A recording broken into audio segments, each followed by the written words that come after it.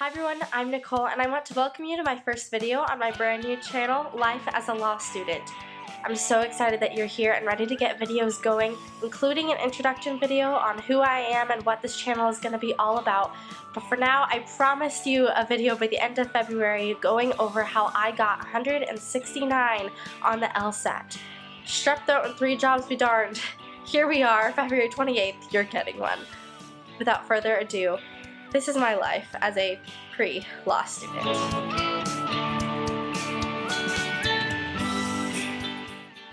I worked my butt off to increase my diagnostic score of a 158 to an official LSAT score of 169 when I took the LSAT last June.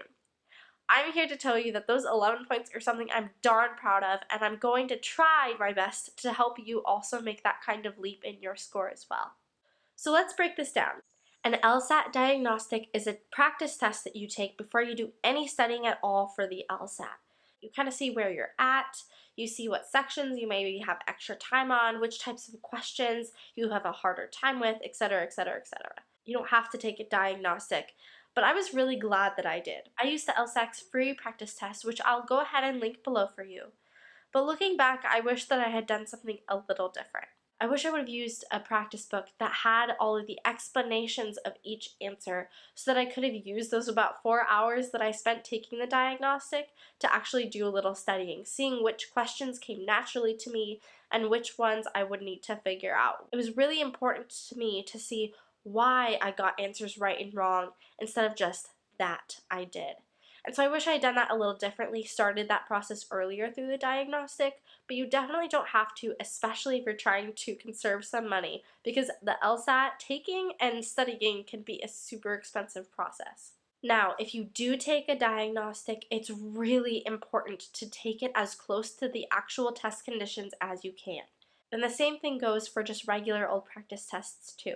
Read no phone, only one little break, you're not eating, you're not distracted, you're trying to be in a quiet place, you take it all at once, and you have very strict timekeeping. Now, I did my best to simulate those conditions for myself during the diagnostic. I wanted it to be accurate. I didn't want to spend 4 hours doing something that wasn't even going to be helpful. But the reality is that no two people have the exact same experience taking or studying for the LSAT. So I made a few adjustments that worked for me. First, even though I did note where the alarm went off and which answers I had actually answered by that time, I did keep going after the alarm went off. I wanted to see what my score would have been if the only variable that changed was how much time I had.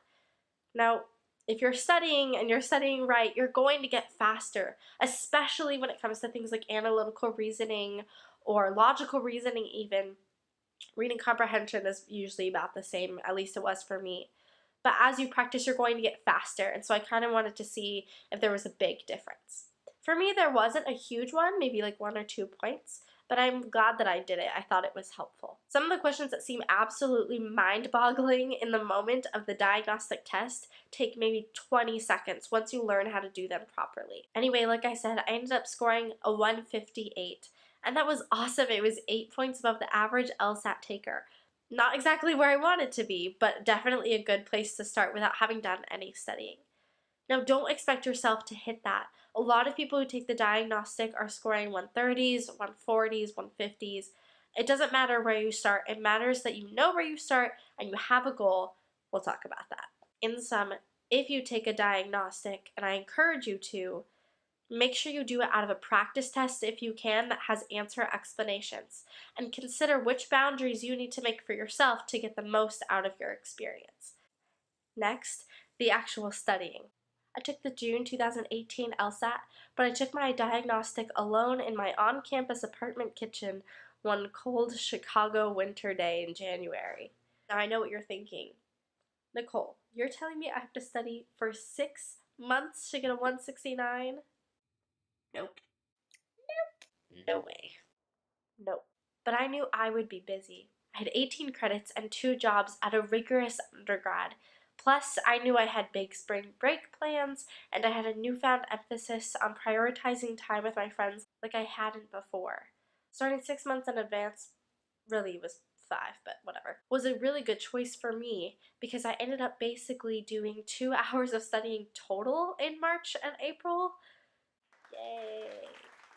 That left me with about 3 months all in all between the middle of January through the end of February, and then all of May into the beginning of June. I highly recommend giving yourself at least a solid 3 months that you can dedicate to consistent studying. It was honestly the perfect amount of time for me to handle all 3 sections, not go crazy, get lots of practice tests in, and feel really good about steady growth in all 3 sections. Now, my original study calendar, which functioned as a wonderful motivational tool that I like to call the self-imposed guilt trip, had me working through each of the PowerScore Bibles one by one. I was really good about the first one I did, which was the Logic Games or Analytical Reasoning Bible. I always liked puzzles like that. I literally grew up playing Sudoku at recess because I was physically incapable of doing anything else.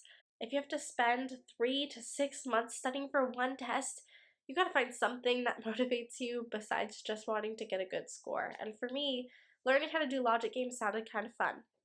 Let me tell you, you need to get you some PowerScore Bibles. Oh my gosh, if there's one thing that I can credit my success to more than anything else, it's for sure those. I wish I would have used them more. Like I said, I was really good about using the analytical reasoning one, but I definitely heavily skimmed the other two, even though I didn't use them, as part of the pun, religiously as I wish I would have. If you allocate even enough time to skim them decently well, it's well worth the investment if you don't spend money on anything else. Go ahead and get one that's a year or 2 old. There's never that much of a difference from one year to the next, but I wouldn't get one that's more than 3 years old. The test does adapt over time in the types of logic it wants you to learn, in the format of the questions. Honestly, the PowerScore Bibles taught me everything I know about that, and just do yourself a favor and read them, okay? I will go ahead and link the most current PowerScore Bibles below so that you can get an idea of what I'm talking about. I'd show you mine and how much I loved and probably abused them with highlighters and pencil marks and notes to myself, but I did end up selling them after I took the LSAT. To sum up again on that point, in addition to purchasing probably too many practice tests, which I will talk about later and also link below for you, these Bibles 100% enabled my score to rocket like it did. Maybe I should take a minute to explain how LSAT points work. It's not exactly point to question, although that would be so much easier. It's roughly relative to how you perform compared to the other couple thousand people who took it at the same time you did, and the percentage of points that you got correct. Not every LSAT has the same amount of questions, and so it can vary if your score is a 169 on one versus one where you felt like you did just as well but got a 167 maybe. I'll link a more thorough and official explanation for you below.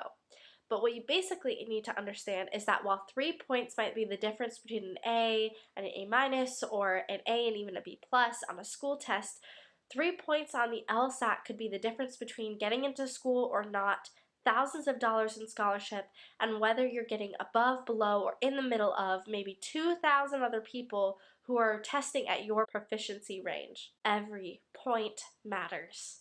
Speaking of points, another thing that I did that got me to the 169 and to increase my diagnostic 11 points when I took the actual LSAT was to set a goal for myself that I would only change if I thought that I could do better.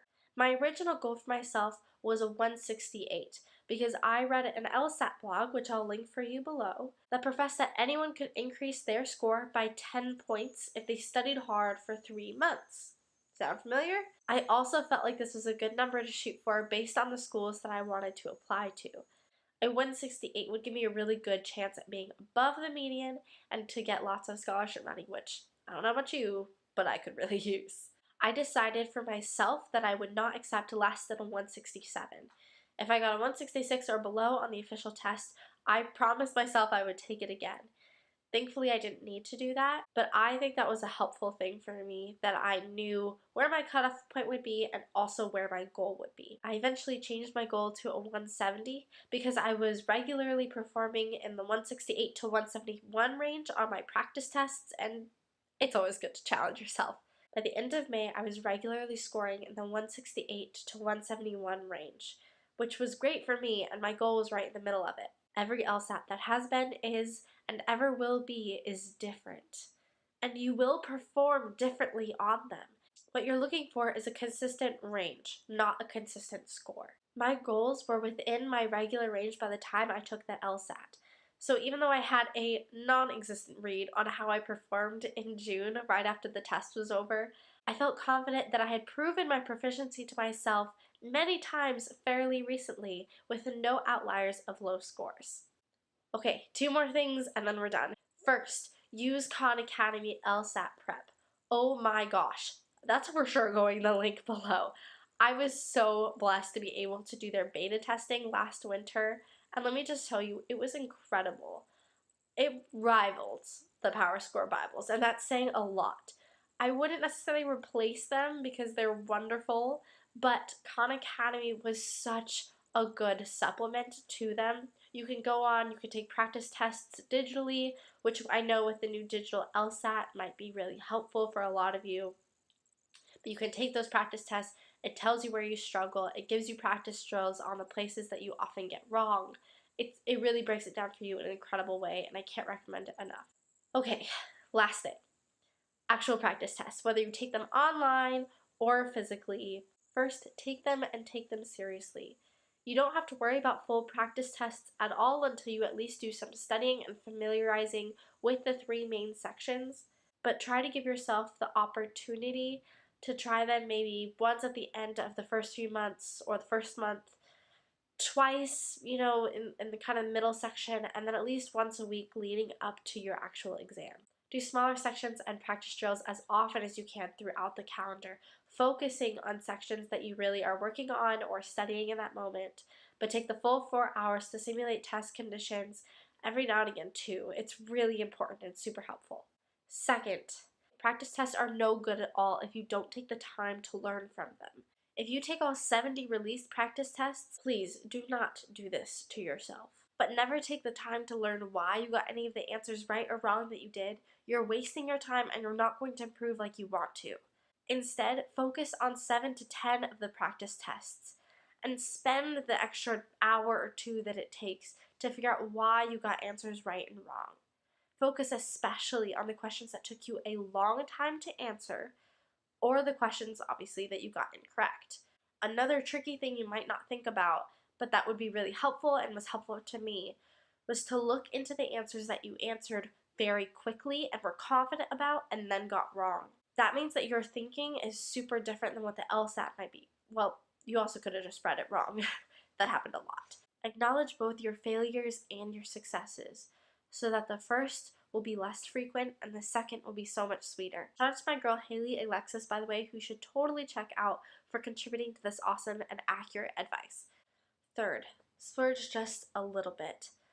Older tests released by LSAC can be a lot more attractive because they're cheaper, but they're less expensive and more affordable because the material in them is much less similar to the LSAT you're going to be taking. Be sure to buy at least 1 or 2 of the more recent collections. Those are going to be the most likely to induce the same type of thinking that your test is going to ask you to perform. Fourth, take a breath. You want to set up your practice and your study schedule so that your actual official LSAT test date is going to come in the peak of your performance. That peak comes after you've studied and learned as much as you could about the test without burning yourself out. Study up to the week before the test. Don't breeze through it all, hit a score that you like, and do nothing for 2 months. At the same time, don't wing it and cram it all in the week beforehand. Practice tests can give you such a good sense of how you'll perform on the big day, which is why they're important to take. But they only work if you give yourself the 4-ish hours that they require to fully do them to the best of your ability. And then you also give yourself 1 to 2 hours to review all of your answers. Oh, we did it, guys. First video, hopefully first of many. I literally have 70 video ideas sitting right now on a note on my computer, and I couldn't be more excited about all of them and the things I want to share with you. A lot of them have to do with law school selection, scholarship, application, taking the LSAT, all that kind of stuff, before we get into August and I actually start law school. If you have any ideas, questions, or concerns, I guess. Drop those in the comments below and check out those links that I posted for you. Finally, like and subscribe so you can stay in the loop. Or, if you're really awesome, go ahead and click that little bell icon right by the subscribe button so you will be among the first to know when I post a new video. I'm really excited to go on this journey with all of you. Thank you so much for watching. I'll see you with another LSAT video next week. God bless.